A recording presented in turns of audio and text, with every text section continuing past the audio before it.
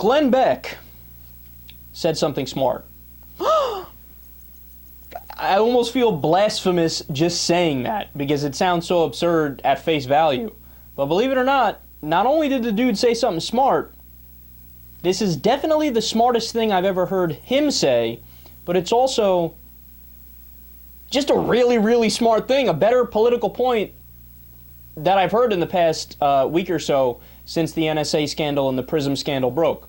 Let's listen. Sure like to know about Elliot Spitzer because Elliot Spitzer, we all know he's a scumbag. We all know that they found out because he was taking sums of money out of the bank every month, right? Mm-hmm. And they went through his email. Now, who went through his email? How did they know that about the bank? And is it a coincidence that that happened as he goes after all of the banks and those on Wall Street, the rich and the powerful with vast connections? And he says to them, I'm going to take you down. Yeah. And I think the excuse they used at the time, maybe it was a lie to cover for how maybe they really found it with this PRISM thing. But weren't they working on some other investigation and then stumbled on Spitzer? Isn't that what they claimed? Said. Yeah. Did they get, let me ask you, how did they get General Allen's information? Because General Allen, remember, he gets in trouble because he goes over to Afghanistan. And what happens? He says the administration is lying to you. That what's happening over in Afghanistan is not going well. And the scene that the White House is telling you is not the same. All of a sudden, his private emails, 25,000 of them, exposed. How did that happen? How about General Petraeus, the guy who says, I'm going to stand up in Benghazi? Yeah. All of a sudden, his emails are released, and we find out he's having an affair. Are you kidding me? It's a weird feeling agreeing with Glenn Beck on something.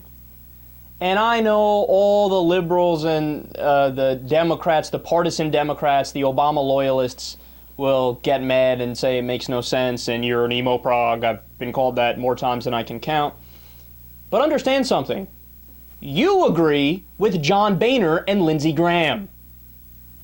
So we all have some unflattering people on our sides in this debate. But look, man, what he's saying is absolutely correct. And all it takes is one person of the 500,000 people working at the NSA to pull up your file, look through your stuff, find something damning, and release it. Was it a coincidence with Elliot Spitzer that he's going after the rich and powerful, and all of a sudden, look at that, he goes to a prostitute and your political career has to be over? Was that, General Allen or General Petraeus, you said something that pissed off somebody in a high position of power, or it might even just be a scenario that one person at the NSA doesn't like you, and they leak it to the press, and all of a sudden, who's going to care about where the information originated from in the midst of a sex scandal, for example? All they're going to do is focus on the sex scandal. Oh my God, vaginas, boobies, penises, and famous people, rich people, well-known people, generals. Oh, everybody flip out. Nobody says, well, hey, wait a second. Did you obtain that information in an unconstitutional way from the surveillance state? No, nobody's going to care about that.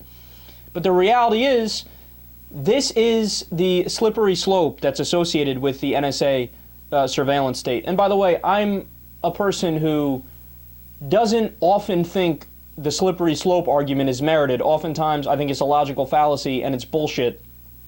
But when you have that many people that can track anybody in the country, if you don't like somebody, you can do character assassination, and it's so easy to paint them as evil and to end their public career.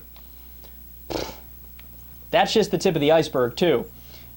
In 2008, under the Bush administration, when they were doing the surveillance, but it was only with people outside of the country having conversations with people inside the country that were Americans. Do you remember the big scandal that happened back then? People were the NSA was listening to boyfriends and girlfriends making sex phone calls.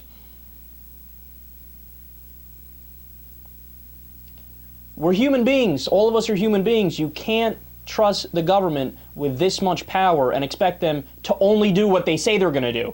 Notice that their argument is that assumes the system is perfect. Their argument is, we're only going to use it to go after terrorists and to prevent terrorism. Well, number one, that didn't really work. See the Boston bombings, see the underwear bomber on Christmas Day, right?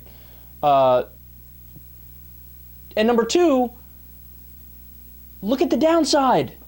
Look at the downside. If it doesn't really protect you from terrorism and all that ends up happening is everybody snooping on everybody else and there's no such thing as privacy anymore, it's irrational and it's unconstitutional.